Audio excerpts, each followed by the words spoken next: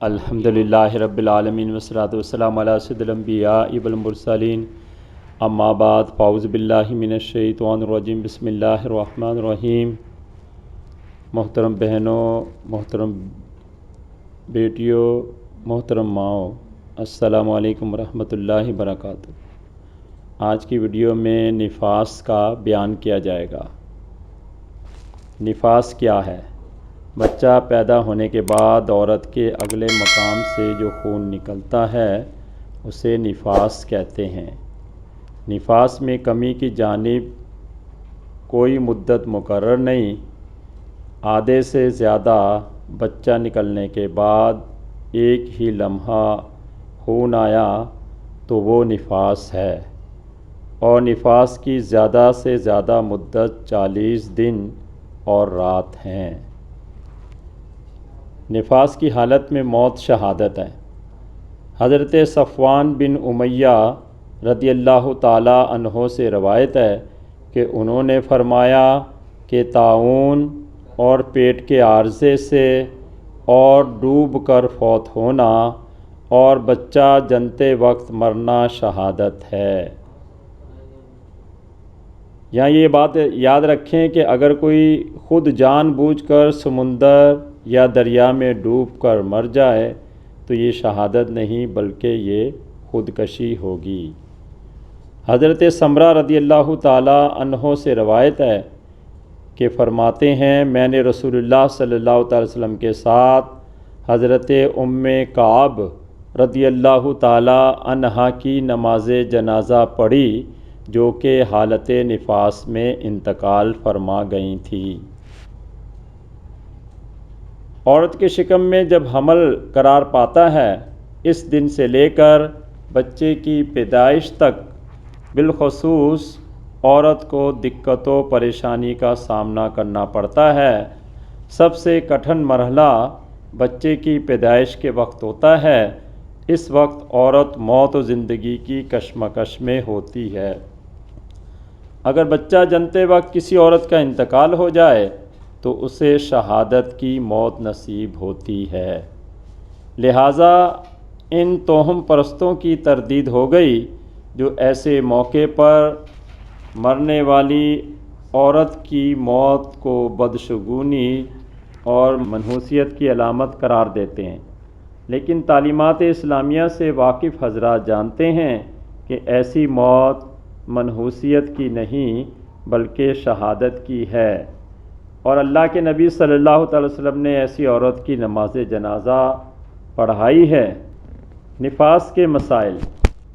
کسی عورت کو 40 دن رات سے زیادہ نفاس کا خون آیا، اگر پہلا بچہ پیدا ہوا ہے تو 40 دن رات نفاس ہے، باقی جتنے ایام دن رات سے زیادہ ہوئے ہیں وہ استحاضہ کے ہیں۔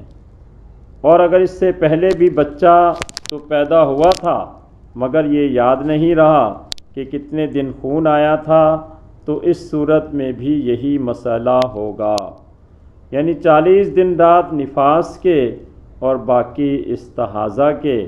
اور اگر پہلے بچے کے پیدا ہونے پر خون آنے کے دن یاد ہیں، مثلاً پہلے جو بچہ پیدا ہوا تھا تو 30 دن رات خون آیا تھا تو اس صورت میں 30 دن رات نفاس کے ہیں، باقی استحاضہ کے۔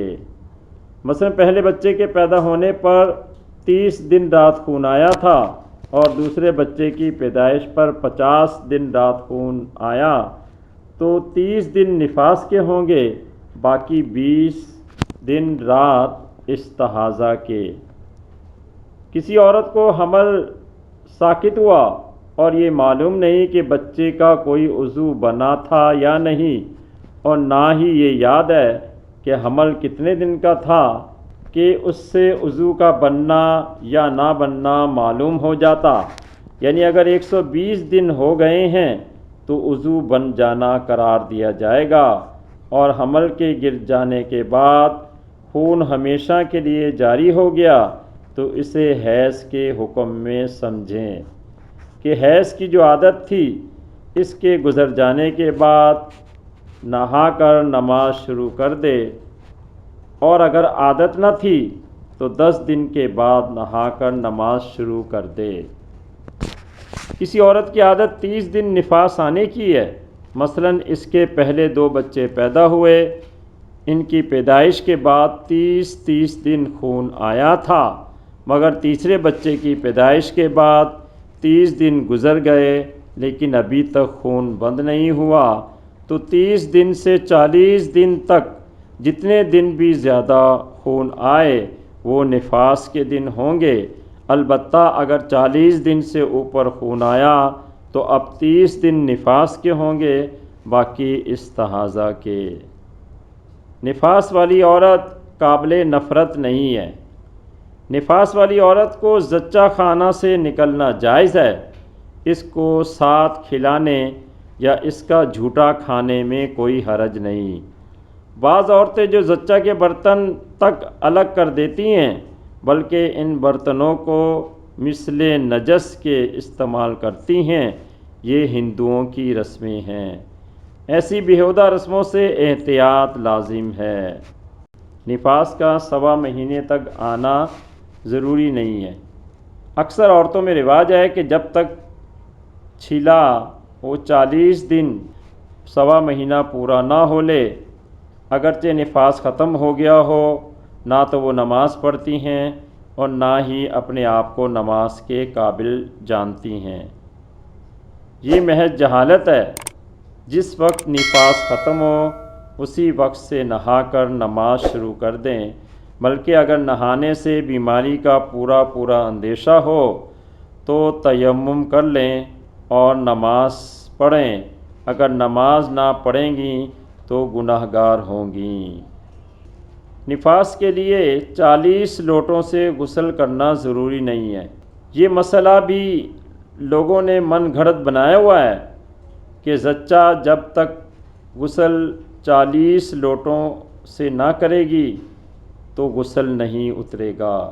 یہ سب بے اصل باتیں ہیں۔ آخر میں اللہ عز و جل سے دعا ہے کہ نفاس کی ان تمام باتوں کو تمام خواتین کو سمجھنے کی اور ان پر عمل کرنے کی توفیق عطا فرمائے۔ آمین بجاہ نبی الامین صلی اللہ تعالیٰ علیہ وسلم۔ وما علینا الا البلاغ۔